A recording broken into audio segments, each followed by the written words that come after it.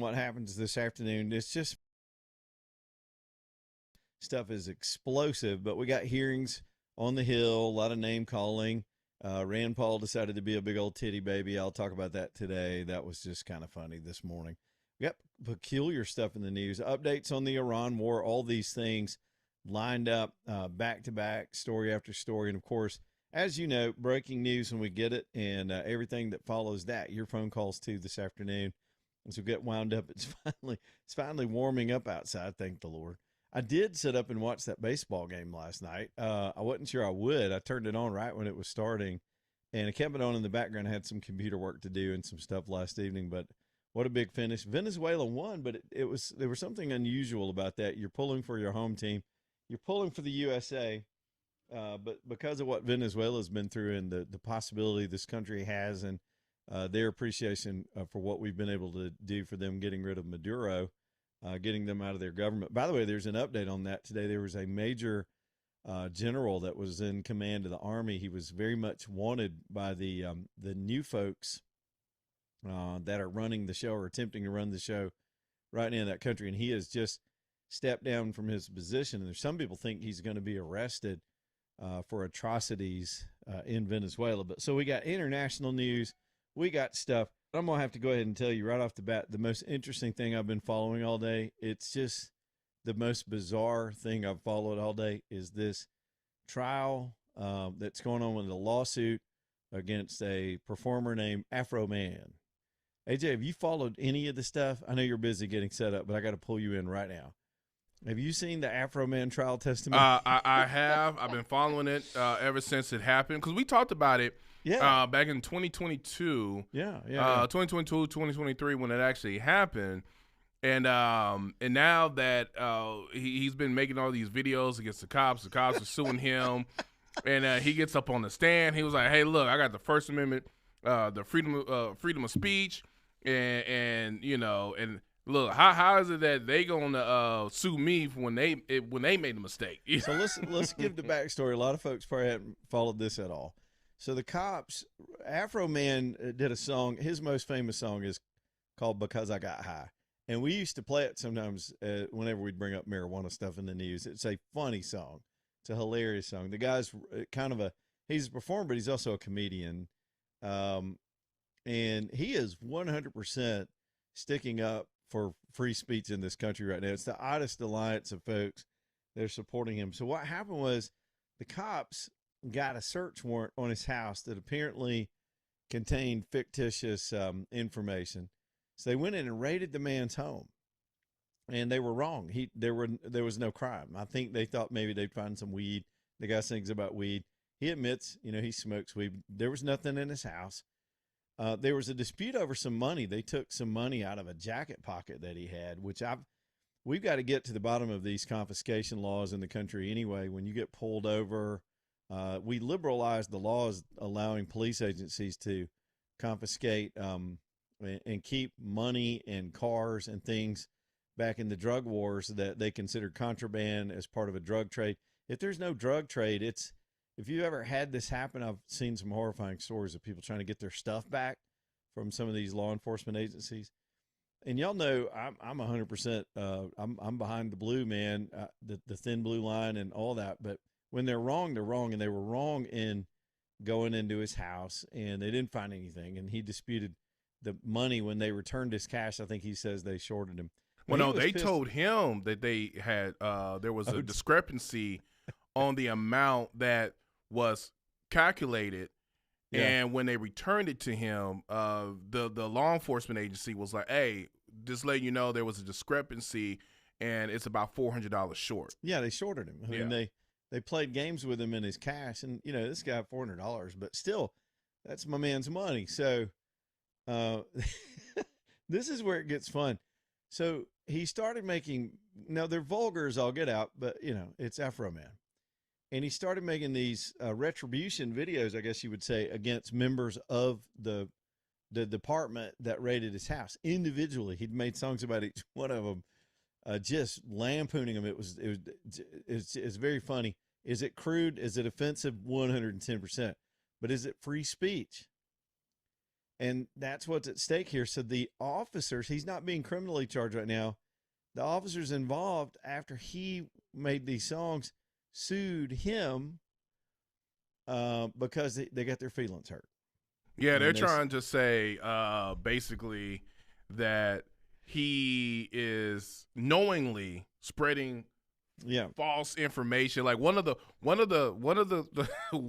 is he said something about one of the officers' wife that, you know, he did a little humming. Well, I'm just going to say he claims he banged one of the officers' right, wives, and he's using that as a ploy of saying that was a false statement in the song, right? Right. But again, the song is satire, so is he making a statement of affirmation? And then on the stand, the officer said he couldn't tell whether that was true or not. So what was stupid is they put the officers opened up this, I guess thinking they were going to get retribution against this guy. They raided his house. Okay, so he's the one who got his door kicked in. He's the one that was harassed. He didn't do anything wrong.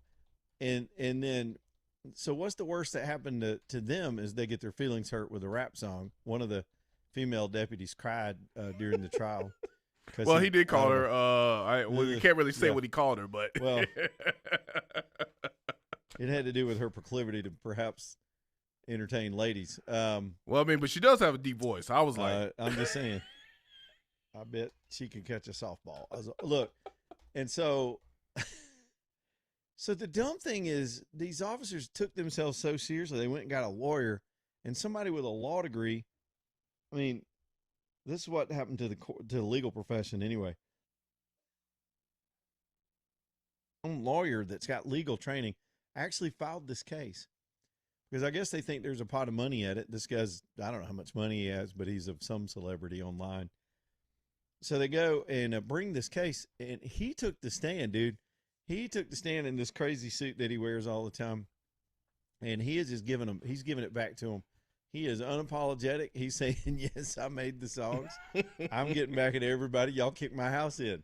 They did. They came in armed, and it's been the weirdest thing to watch this whole thing go down. But then if you're gonna bring a suit like this, you're gonna have to get on the stand too. Mm-hmm. So then the officers get on the stand, and then they look just completely foolish. I don't know. Maybe some of y'all sympathize with the officers, but they never should have brought a lawsuit. They were the ones that had the false raid anyway. They should just let it go. Yeah. Take the video. Realize you're dealing with an artist. Look, when cops want to do something, they got a badge and a gun and handcuffs. When an artist wants to do something, he can make you live in infamy by writing a song about you that lives forever. You ever see the movie A Knight's Tale? Mm-hmm. There's a character in there that plays Chaucer. And these guys beat him up, and he looks at him and says, "Oh, I'm going to get back at you." And his point was he's going to write something about them that'll live in eternity in books, and I think he's going to write a poem about them or something. And that's sometimes the biggest retribution. But this trial has been one of the funniest things. I can't even look at the serious news for watching the testimony videos that would pop up. Now I would play some of them for you, but it's not going to make any sense because you can't see their facial expressions or see him sitting there reared back in the chair with his afro and his suit on, just giving them all hell. He has that Don King he does. Suit on. It's a big old American flag suit. Yep. With the American flag sunglasses, which I'm surprised they allowed him to wear that. At least the sunglasses. That all the rules says you got to wear a suit and a tie. Right. And so he did. He is lampooning the whole system. And I think it's just hilarious. And I don't know. Look, I think there was a motion today to get the judge to give a directed verdict, which means it sort of bypasses the jury. The judge denied that. But the jury will get the case. And I don't know anything about the composition of the jury or what else they've heard. We're all judging this thing from a distance. So there's no way to know how it's going to come out. And again, it's just a lawsuit. So it's not life or death for anybody. But the fact that it's like sometimes people don't understand the PR value. There's an old adage, especially in campaign politics, is you don't make a one-day story into a 3-day story, right? In other words, things aren't going well for you. You could just let it go and it's out of the headlines.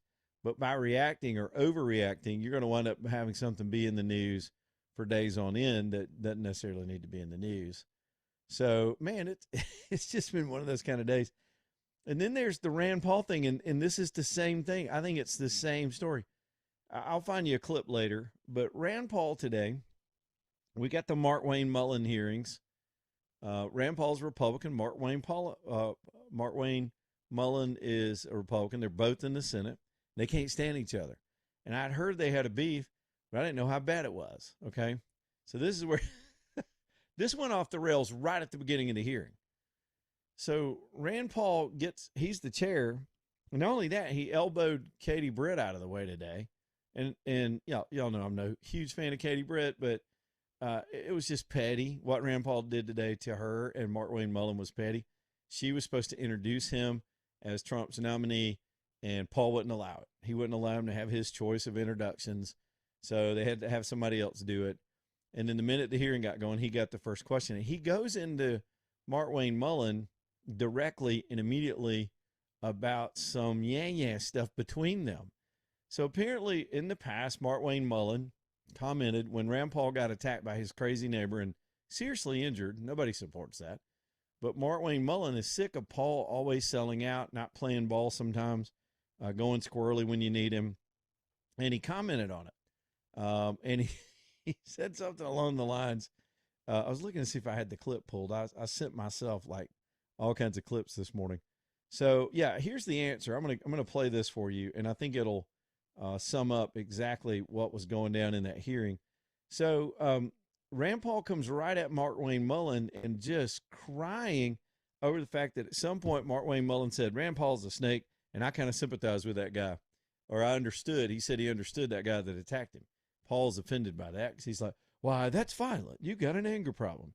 And he goes after Mark Wayne and challenges him in a hearing to, do you want to say that to my face? And Mullen answered it as diplomatic. I guess he was ready for this moment, and he won this exchange. Now, here's what Paul did too. I need y'all to know this. He did this in the hearing today and then scheduled himself a round of interviews on some talk shows, some conservative shows. He's been on Fox, I think, twice this afternoon. I think he thought he was going to get the better of Mark Wayne Mullen and then be able to do a parade and spike the football this afternoon. And I don't think he did. In the hearing, Mullen answered him directly, would not apologize for whatever he had to say. He's like, look, I'm a man. I'll say it to your face.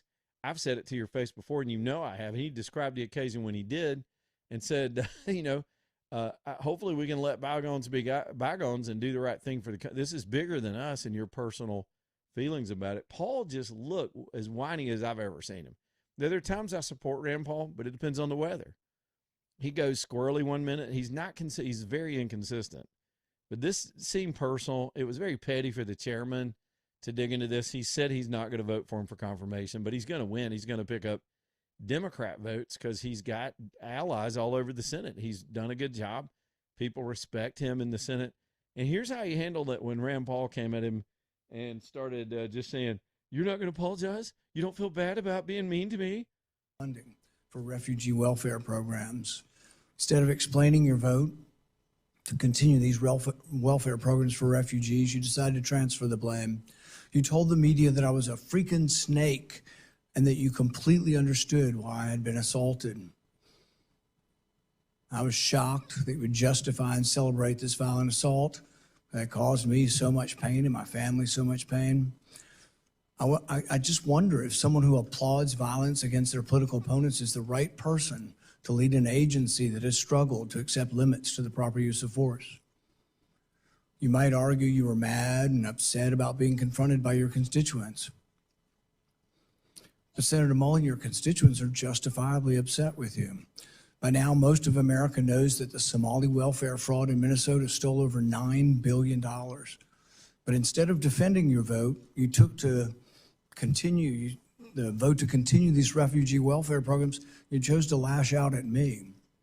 You went on to brag that you'd already told me to my face that you completely understood and approved of the assault.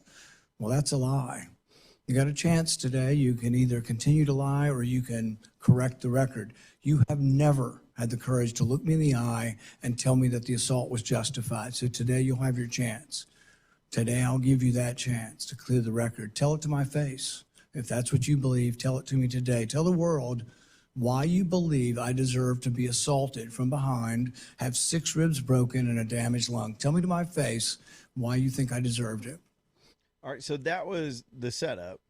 Here was the crux of the response. I had to cut this down just a little bit. Chairman made, calling me a liar.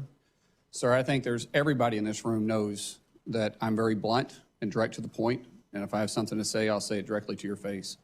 If you recall, back in my House days, we actually did have this conversation because of remarks that I've made. You were in a room. I simply addressed that I said I could understand because of the behavior you were having, that I could understand why the neighbor did what he did. As far as my terms of the snake in the grass, sir, I work around this room to try to fix problems. I've worked with many people in this room. Seems like you fight Republicans more than you work with us. I did address those remarks. I did explain your gimmicks by the amendment you put forth. And as far as me saying that I invoke violence, I don't. I don't think anybody should be hit by surprise. I don't like that. But if I do have something to say, everybody in this room knows I'll come straight to you. I'll say it publicly and I'll say it privately, but I'll never say it behind your back. So for you to say, I'm a liar, sir, that's not accurate. And I got proof to say that because you have spent millions of dollars in my campaigns against me because we just don't get along. However, sir, that doesn't keep me at all from doing my job. I can have different opinions with everybody in this room, but as Secretary of Homeland, I'll be protecting everybody, including Kentucky, as much as I will my own backyard in Oklahoma. It's bigger than the partisan bickering that we have. It's bigger than the political differences we have. The truth is, I have a job to do, and I don't like to fail at anything at all.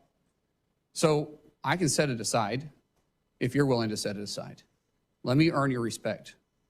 And Rand Paul squirmed all over the place during that. They had him on a split screen. Paul was messing with his glasses and getting a drink of water. He wasn't expecting him to come right back and say, yeah, I said it. Now let's get over it. We got a bigger thing to deal with here. Paul looked very, very small in that moment. And I couldn't help but think it reminded me of the Afro Man situation, because you got a butthurt senator who thinks he's going to get his retribution in this moment where this guy's now up for Homeland Security in a very sensitive time where we got terror threats and a war going on. And Paul makes it about him in the middle of a hearing. And that's as dumb as these deputies going after Afro Man. I mean, it's just get over the butthurt and move on. We got to learn how to do that nowadays.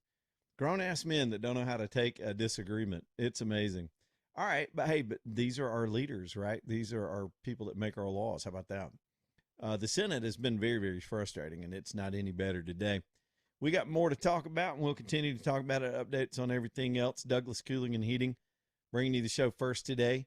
Time to turn those ACs on. We're actually going to be back in the 80s this weekend. It's going to be air conditioning weather, and you need to get your system tuned up and checked out. I remind you every single day, Douglas is my company for that.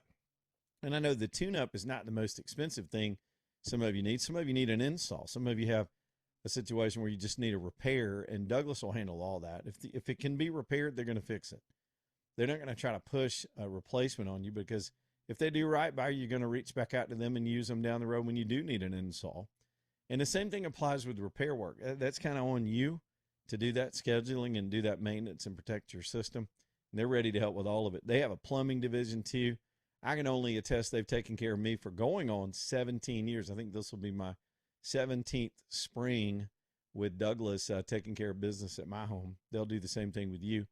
It's calldouglas.com, license number 2017181, calldouglas.com. Back in a minute.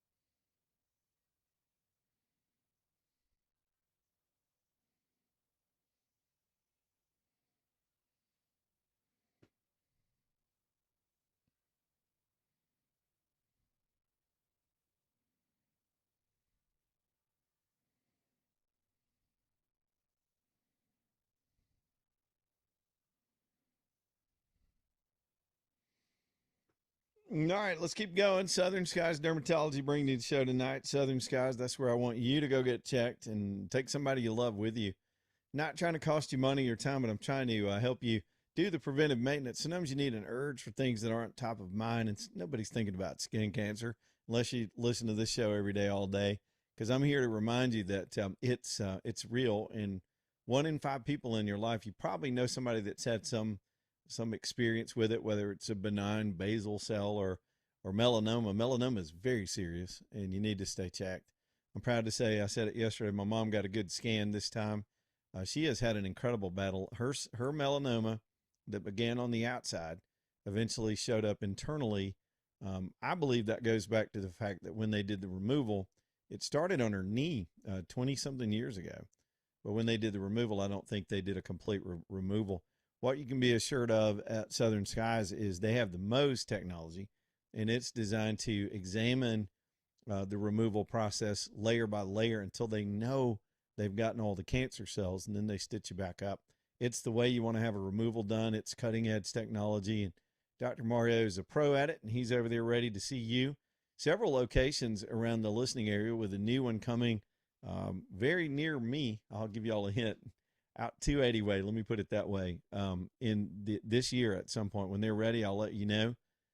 It'll be very, very convenient for a lot of you. Southern Skies Dermatology, southernskiesdermatology.com. Well, we got a lot of economic news, and a lot of that it's a reaction to the situation in Iran, updates on Iran, the Strait of Hormuz, and the markets and all that on the other side of the break. One of the things that did not happen today is the Fed didn't change the interest rates. They're going to drag their feet on bringing those rates down as long as Jerome Powell is in that position, which I think ends in a couple of months. Y'all, here we go. Leland Live, Talk 99.5, back here in a minute.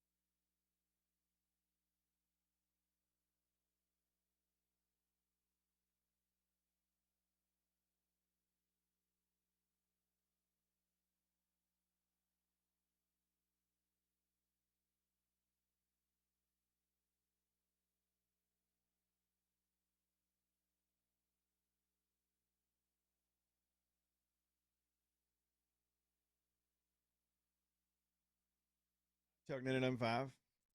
One more service that is provided from our sponsors here on the show is dental work. That's alabamadental.com, alabamadental.com.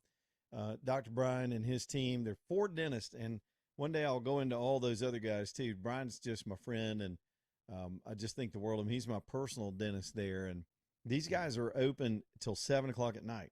They are open on Saturdays. They've got 4 specialists under one roof, and that's how they're able to keep those hours. That's why they're able to handle just about anything that comes in the door. It's 4 times the size of a single dentist practice and gives them a lot of flexibility. They've also, because of all that expertise, invested in a lot of equipment for diagnostic and care and treatment. So it's a comprehensive place to go get checked. Plus, it's just a cool place. It's a friendly atmosphere and probably worth the drive for some of you, even if they're not in your part of town. It is for me. It's a little further than my old dentist from years ago, but I enjoy knowing that my teeth are clean and I hit it every 6 months and that everything's good to go. It's Alabama Dental. Easy enough, right? Jot that down or get your appointment and take care of yourself as we head into summertime. Take care of those pearly whites at alabamadental.com, alabamadental.com. Well, I'll go into the shenanigans in Congress here in just a little while. I think first up we need to run through the latest in the Iran situation. So as far as the war and the aerial campaign and the bombing, all of that stuff continues. The Israelis hit a gas facility. It's a natural gas storage facility. Went up with a boom in Iran.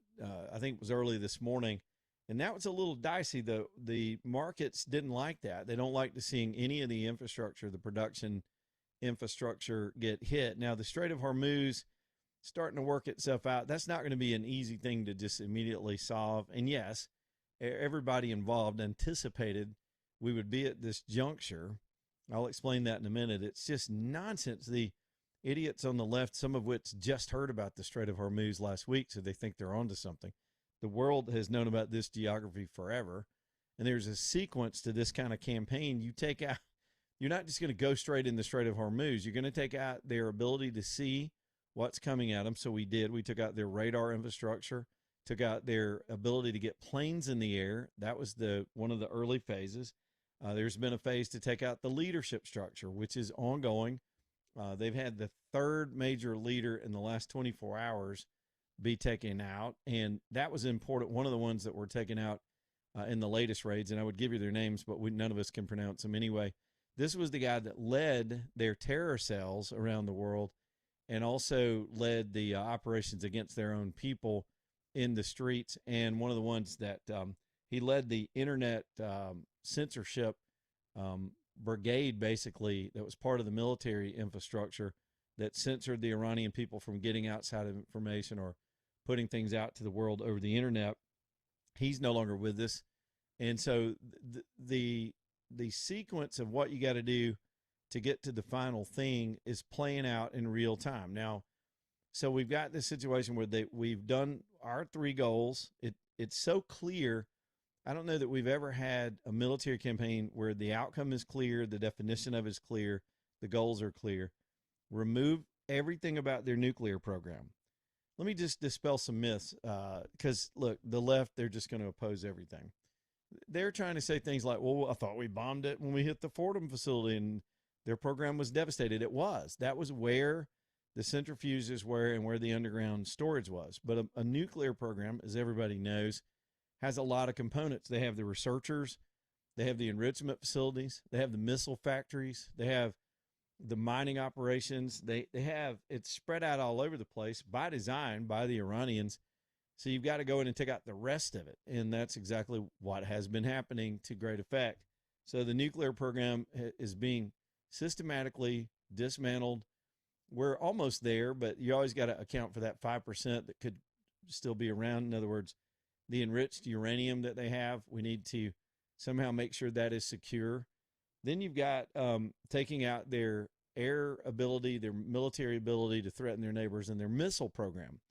The Iranians were not one-dimensional. They were not just a crazy country that wanted one nuclear bomb. They had built up a massive military apparatus that seemed to be formidable. They'd done billions of dollars with the Chinese in getting some of the Chinese missile defense systems. and radar systems, which again proved to be dysfunctional, which was another thing that this whole Iran attack has exposed. The Chinese are bluffing about their capability and their technical capability.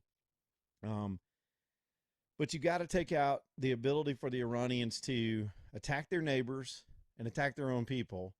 And they can't really attack us at this point. They don't have any long-range capability except for potential terror cells. So all of that is happening, and we're completely in control of it. I think one of the best examples was from Victor Davis Hanson yesterday, and he's so brilliant, but because of the simplicity at which he describes things, I like to think I try to do that too, just to take complex things and make them more understandable. But he's just good. And he took it yesterday, I think it was yesterday or a couple of days ago, I saw a clip where he said, take the scenario and flip it on its head, okay? Y'all do this with me. In my inarticulate way, I'll try to describe the way he put it. Let's say we were the country under attack, okay?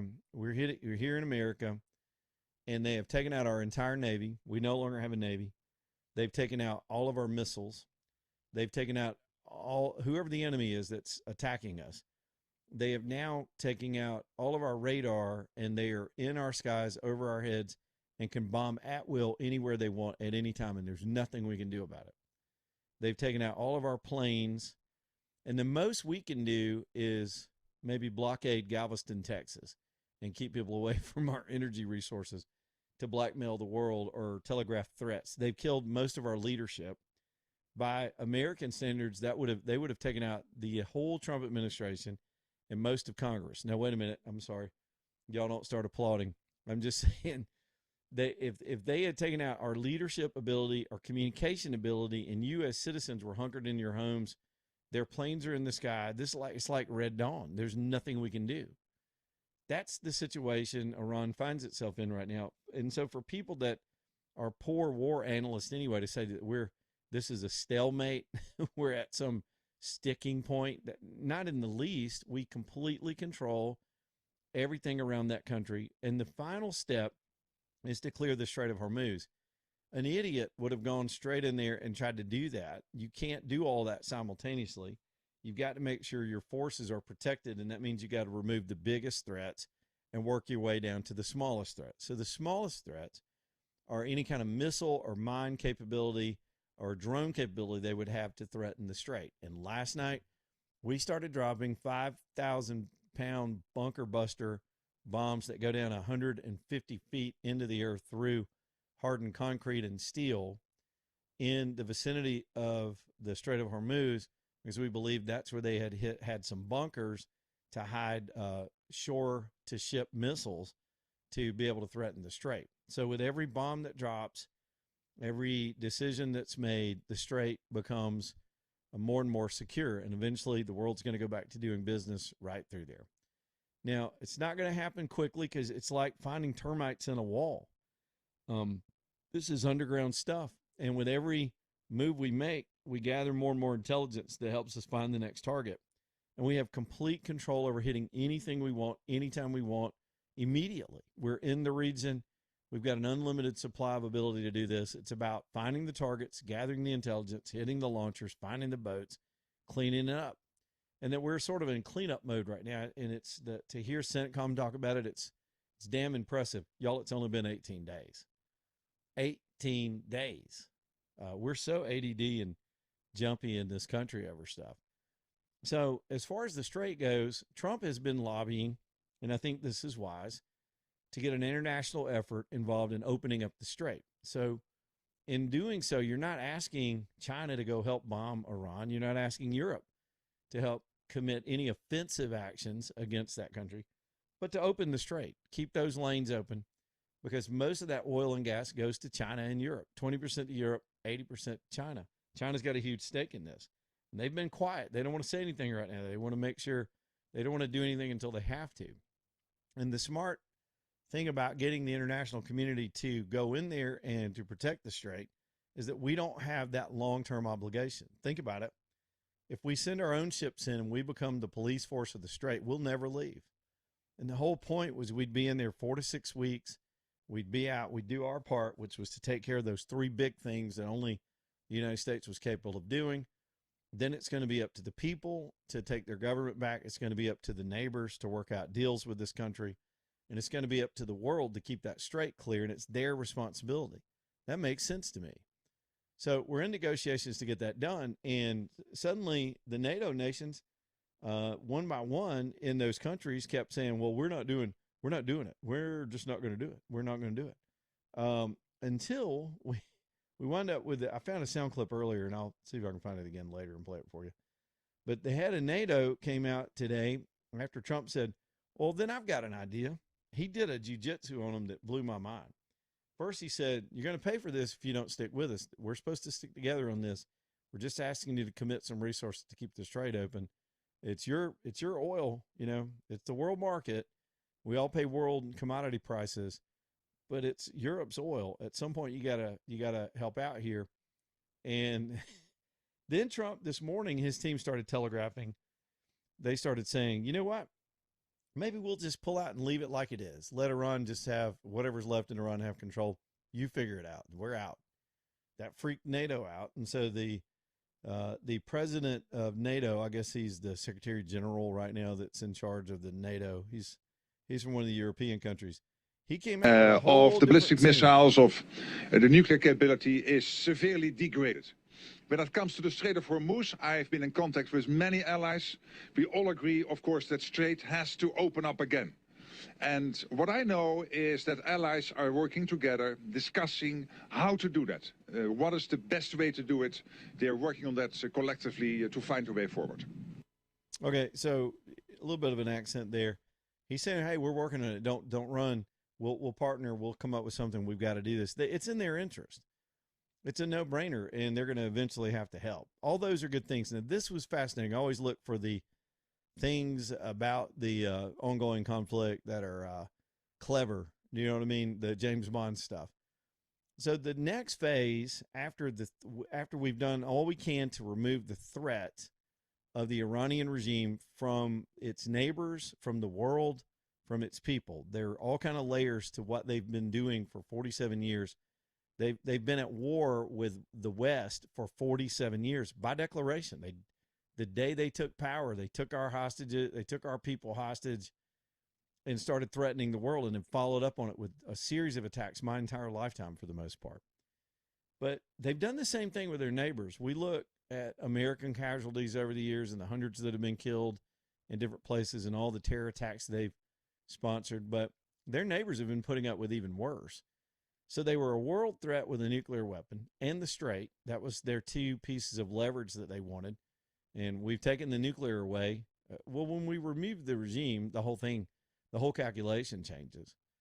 But they've been a threat to the region, and now you're seeing the Arab states get together to push back and to fight back. They're applauding this. You're an idiot if you think this is just about Israel. Sure, Israel, but Israel's doing the heavy lifting. They're fighting for themselves. They're doing their part because they live in that neighborhood, and good for them. But then you've got a threat to the people themselves. There's a whole nother layer of this, the Iranian people that want their lives back. They want their country back from these crazy people. And so we have begun going after the ground situation to give the people confidence that they can come out of their homes and get into the streets, that the skies are clear and the threat is diminished. And I'm like, well, how are we going to do that? You've got people that watch too many movies that are saying, you got to have boots on the ground. That's the dumbest phrase in the history of the world.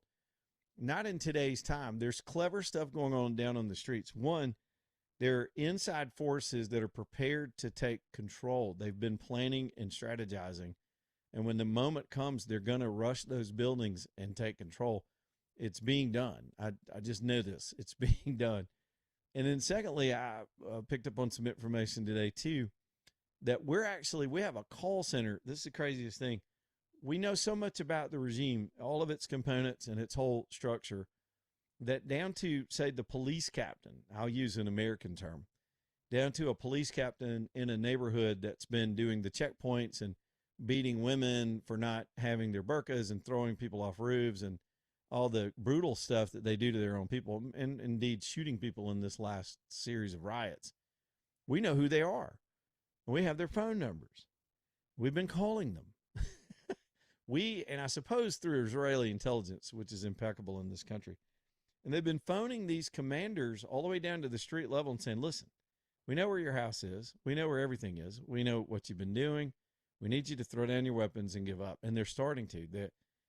The intelligence aspect of the fact that at any moment, I'm going to make you a commander of one of the IRGC forces on the ground in a neighborhood in Tehran. And you've seen all of your leadership get systematically wiped out. Everyone that pops up gets wiped out. All of the commanders, the previous leadership, both military and in the clergy, so to speak, they're all gone. And now as it moves down toward you, you're still clinging to your job, and you get a phone call. I mean, come on, picture this. You get your phone rings, and you're thinking, damn, it's going to be another one of those car warranty people. They're going to try to lend me money. Then you answer it, and it's like, yeah, this is Uncle Sam, Ahmed, and we got your address. We'll be at your house this afternoon if you don't give up. He's got a decision to make. They got families. They got lives. Some of these people are now without resources. Now, the Israelis taking out the gas, that was not to disrupt the world. A lot of that gas is consumed and used for power generation and their own needs in Iran. At some point, there's blackout. It's Cuba. The people are not going to sit in those conditions, and there is a collateral damage to hospitals and people without electricity generation, but the pressure on the regime continues, and it becomes too miserable to stay in the fight, and people start giving up, and they're doing it. They're reaching out. Well, apparently we hit the facility that's been blocking out their internet. Now they can reach out to the world. They're getting outside information. They're finding out what's really going on through the propaganda, and it's starting to steamroll on the ground, and we can't see that from here. The United States has no reporters on the ground. These weaselly networks wouldn't put reporters on the ground and tell the truth anyway. CNN will go in there and do some propaganda for the regime. They're not going to report on behalf of the Iranian people. But my prediction is in the next 5 to 10 days, you're going to start seeing these videos from the Iranian people on the ground coming out of there about what they're doing and what they're up to and what they're about to do. The situation is now at hand where they've got the security to do what they need to do to take their country back. And that's where we have to get to. All the big, heavy lifting had to take place. And again, I'll repeat, it's only been 18 days. 18 days later, we are this close to them being completely free, the Strait being opened back up with an international coalition to protect it. It'll never be more secure. For 47 years, the Strait of Hormuz has been vulnerable. All of the oil has been vulnerable to the Iranians. And now that regime's gone. When they're completely gone, the world will be at peace over this issue. We won't have to worry about it anymore. All these plans about digging a canal and doing those, you don't need to do that. Just get the crazy people out of the way. If you got a long view of history and you have a long view over the horizon based on what is happening on the ground there, it's amazingly positive with all the updates that we have today. And I got more stuff. We'll get into that in a little bit too. Y'all, Birmingham Broker bringing you the show tonight. BHAMBroker.com, BHAMBroker.com. This is a wonderful concept. And I don't know how many communities have a business like Birmingham Broker, where what they do is they broker vehicles for people. They're your agent. They're going to represent you in the deal, take your ride if it's time to sell or trade, and get it sold for retail price. They do all the work. That is the prep, the marketing, the haggling, the paperwork, transaction, everything you need. Car's gone. You get a check, man, and you get a big check. Not a wholesale check you're going to get if you just trade it in to get rid of it because you're excited about the new one. Don't give your car up. Do it the smart way with Birmingham Broker. BHAMBroker.com, downtown Birmingham. Y'all go see Craig and Keith. Tell them we said, hey, and let's get that car sold. Hey, there's a big demand for used automobiles nowadays. The pre-owned market is hot. You might get top value right now. It's BHAMBroker.com, BHAMBroker.com.